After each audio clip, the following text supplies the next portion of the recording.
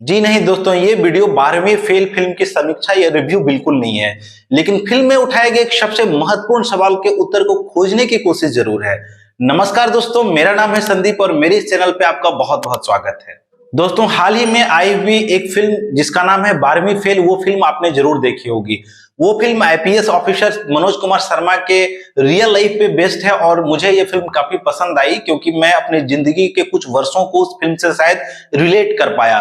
क्योंकि मुझ जैसे और आप जैसे हजारों मिडिल क्लास और लोअर मिडिल क्लास लोग जो हैं, जो जुआ हैं, वो अपनी आंखों में आईपीएस और आईएएस ऑफिसर बनने का सपना लिए दिल्ली के मुखर्जी नगर और नेहरू विहार जैसे इलाकों में चले आते हैं। और संघर्ष उनके जरूर होते हैं वो, लेकिन वो अपने संघर्षों पे अपनी कामयाबी का एक नया इतिहास लिखते हैं। खैर, आज हम बात फिल्म पे नहीं कर रहे हैं और नहीं हम फिल्म की समीक्षा करने वाले हैं। आज हम बातें करने वाले हैं फिल्म में उठाए गए सबसे महत्वपूर्ण सवाल की, और वो सवाल है हिंदी मीडियम इन यूपीएससी। यानी कि हिंदी मीडियम से जो भी स्टूडेंट सिविल सर्विसेज के एग्जामिनेशंस देते हैं, उनका संघर्ष क्या होता है और क्या उनका संघर्ष अंग्रेजी माध्यम से दिए जाने वाले लोगों के संघर्षों से अलग होता है। जो स्टूडेंट इंग्लिश मीडियम में ये एग्जामिनेशन देते हैं, क्या हिंदी मीडियम के स्टूडेंट्स का संघर्ष उनसे अलग होता है? अलग होता है तो कैसे होता है? और आखिर हम उस देश में रहते हैं जहां हिंदी को हमारी राजभाषा का दर्जा प्राप्त है। संविधान में हिंदी को राजभाषा का दर्जा दिया गया है। लेकिन जब हम इतिहास खंगालेंगे या इवन हम जब आज के परिदृश्य की भी बात करेंगे, तो हमें एक बेहद निराशा हाथ लगे कि हिंदी माध्यम के अभ्यर्थियों का सफलता प्रतिशत यूपीएससी में काफी कम है। इतना कम है कि शायद आपको ये जानकर काफी आश्चर्य होगा। दोस्तों, भारत शायद विश्व के उन कुछ गिने चुने देशों में शामिल होगा जहां पे अपनी मातृभाषा में बात करना गौरव की बात नहीं समझी जाती है, लेकिन एक विदेशी भाषा अंग्रेजी में बात करना गौरव की बात समझी जाती है। निश्चित रूप से दोस्तों, हमारा देश आजाद तो जरूर हो गया, लेकिन हम गुलामी की उस मानसिकता से उबर नहीं पाए। यानी कि भाषा की गुलामी, अपने मन मस्तिष्क की गुलामी, ये गुलामी से हम आजाद नहीं हो पाए, भले ही हमारा देश स्वतंत्र हो गया। बहरहाल, जब हम बात यूपीएससी में हिंदी माध्यम की कर रहे हैं, तो हम सबसे पहले आंकड़ों पे आते हैं। दोस्तों, मैं आपको बताना चाहूंगा कि 2021 में सिविल सर्विसेज में टोटल 685 यानी 685 अभ्यर्थी सफल रहे। दोस्तों, आपको यह जानकर आश्चर्य होगा कि हिंदी माध्यम के स्टूडेंट्स का सफलता का प्रतिशत काफी कम रहा। टोटल 25 से 35 व्यक्ति ही सफल हो पाए, और अगर इसे हम परसेंटेज टर्म में देखेंगे तो ये टोटल परसेंटेज लगभग 5% के आसपास है। यानी कि हिंदी मीडियम के अभ्यर्थियों का प्रतिशत सिर्फ 5 है और अंग्रेजी मीडियम के अभ्यर्थियों का सफलता प्रतिशत 95 है। यानी कि एक सिविल सर्वेंट जो चुना जाता है, उनमें से 85% वैसे अभ्यर्थी हैं जिन्होंने अपना मीडियम ऑफ एग्जामिनेशन हिंदी नहीं रखकर इंग्लिश रखा, और सिर्फ 5% व्यक्ति ऐसे हैं जिन्होंने अपना मीडियम ऑफ एग्जामिनेशन हिंदी रखा और हिंदी में सफलता पाई। चलिए दोस्तों, हम आगे बढ़ते हैं और 2022 की बात करते हैं। दोस्तों, 2022 में टोटल सफल उम्मीदवार रहे 913, यानी कि यूपीएससी ने 913 उम्मीदवारों को सफल घोषित किया, और इसमें से हिंदी माध्यम के जो सफल टोटल अभ्यर्थी रहे उनकी संख्या रही 94। अगर हम इसे परसेंटेज टर्म में इन आंकड़ों को देखते हैं तो हम पाते हैं कि ये टोटल परसेंटेज 5.91 के आसपास रहा। चलिए हम ज्यादा आगे बढ़ाकर इसे 6% मान लेते हैं।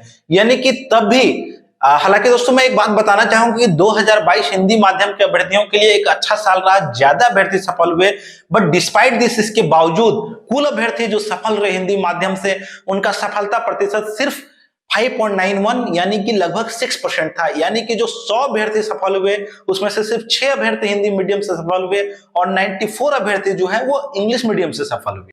अब दोस्तों, सवाल ये उठता है कि हिंदी माध्यम से सफलता का प्रतिशत इतना कम क्यों है? आखिर हम उस देश में रहते हैं जहां हिंदी को राजभाषा का दर्जा प्राप्त है, और देश की ज्यादातर जनसंख्या या तो हिंदी बोलती है या तो हिंदी समझती है। लेकिन आखिर ऐसे देशों में हिंदी का सफलता प्रतिशत इतना कम क्यों है? क्यों ज्यादा लोग अंग्रेजी मीडियम से सफल हो पा रहे हैं? लेकिन हमेशा की तरह जब हम वीडियो में आगे बढ़ेंगे तो हम विश्लेषण करने के पहले इतिहास पे नजर जरूर डालेंगे कि आखिर इतिहास क्या रहा और क्यों हिंदी मीडियम के अभ्यर्थी सफल नहीं हो पा रहे हैं, क्यों उनका सफलता प्रतिशत इतना कम है। दोस्तों, 1979 के पहले हिंदी माध्यम में यूपीएससी का कोई नामलेवा नहीं था। यानी कि कोई भी व्यक्ति हिंदी माध्यम से यूपीएससी का एग्जामिनेशन नहीं देता था। वो तो प्रशासनिक सुधार के तहत मोरारजी देसाई की सरकार में कोठारी आयोग का गठन किया गया। कोठारी आयोग ने प्रशासनिक सुधार हेतु अपने कई सुझाव दिए। कोठारी आयोग के गठन और उसकी इंप्लीमेंटेशन के बाद हिंदी माध्यम के अभ्यर्थियों का कुछ सिलेक्शन होना शुरू हो गया, हालांकि तब भी यह संख्या नगण्य थी। दोस्तों, मंडल कमीशन के गठन और उसकी इंप्लीमेंटेशन के बाद चूंकि इसमें से ओबीसी को कुछ रिजर्वेशन दिया गया और उसका कुछ असर देखने को मिला यूपीएससी सिविल सर्विसेज पे, और हिंदी माध्यम का सफलता प्रतिशत धीरे धीरे बढ़ने लगा। 2001 आते आते ये जो टोटल परसेंटेज है, हालांकि ये फिर भी काफी कम था, बट स्टिल टोटल परसेंटेज जो है वो 8 to 10% हो गया। लेकिन फिर से यूपीएससी ने अपने सिलेबस में बदलाव किया और सी सेट को इंट्रोड्यूस किया, और सी सेट के इंट्रोड्यूस करते ही जो सफलता प्रतिशत 8 से 10% रहा करता था हिंदी माध्यम के अभ्यर्थियों का, वो सफलता प्रतिशत गिर के सीधा 2 to 4% रह गया। दोस्तों, शायद यह बात जानकर आपको काफी आश्चर्य होगा कि 2018 में जो अभ्यर्थी हिंदी मीडियम से टॉप रहा था, उनकी रैंकिंग 337 थी, यानी 337 थी। यानी फर्स्ट 336 अभ्यर्थी जो थे वो इंग्लिश मीडियम से थे, और हिंदी मीडियम से जो अभ्यर्थी टॉपर रहे उनका सफलता क्रमांक 337 था। आप इन आंकड़ों को ऐसे विश्लेषण करें कि 2018 में हिंदी मीडियम से एक भी व्यक्ति आईएएस के लिए सफल नहीं हुआ। यानी अब सवाल उठता है कि ऐसा क्यों? वो कौन से ऐसे कारक हैं जिनके कारण हिंदी मीडियम का सफलता प्रतिशत यूपीएससी में और इवन बहुत सारे स्टेट सिविल सर्विस कमीशन में इतना कम है? आखिर वो कौन से कारक है? चलिए हम इनका विश्लेषण करते हैं। इसमें से सबसे पहला कारण है सी सेट का इंट्रोडक्शन।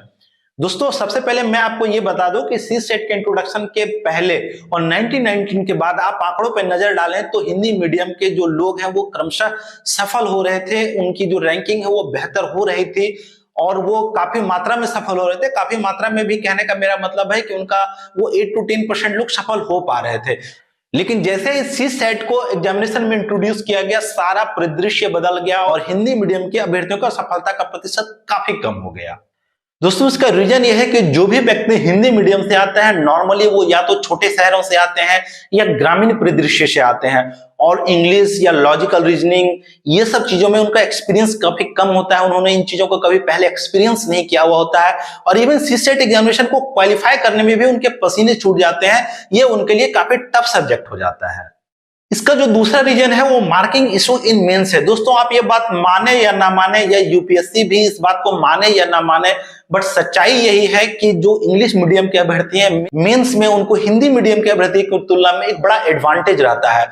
उनकी जो मार्किंग होती है, आप ऐतिहासिक आंकड़े उठाकर देख लीजिए, जो उनकी मार्किंग होती है वो हिंदी मीडियम के अभ्यर्थियों की तुलना में काफी बेहतर होती है। हालांकि इस बात को, इस तथ्य को कोई भी मानेगा नहीं और न यूपीएससी कभी मानेगा, लेकिन निश्चित रूप से उनके पास एक एडवांटेज होता है, क्योंकि इसके पीछे रीजन यह है कि जो एग्जामिनर होते हैं वो भी हिंदी मीडियम के जो अभ्यर्थी हैं उनको कम महत्व देते हैं।